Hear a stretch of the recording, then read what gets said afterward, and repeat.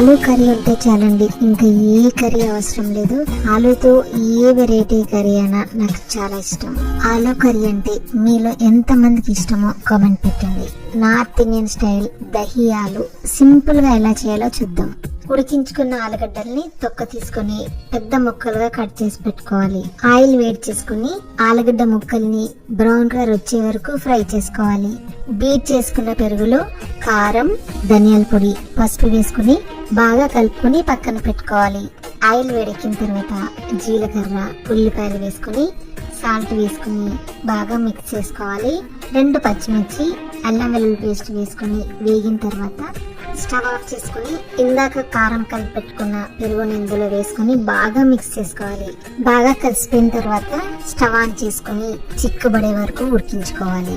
చిక్కబడిన తర్వాత వేయించుకున్న ఆలుగడ్డ ముక్కలు వేసుకుని కలుపుకొని కసూరి మేతి, గరం మసాలా వేసుకుని బాగా కలుపుకోవాలి. కొన్ని వాటర్ పోసుకుని దగ్గరకు వచ్చిన తర్వాత కొత్తిమీరతో గార్నిష్ చేసుకోవాలి. అంతే. నచ్చితే లైక్ చేయండి, షేర్ చేయండి, ఫాలో అవడం మర్చిపోవద్దు.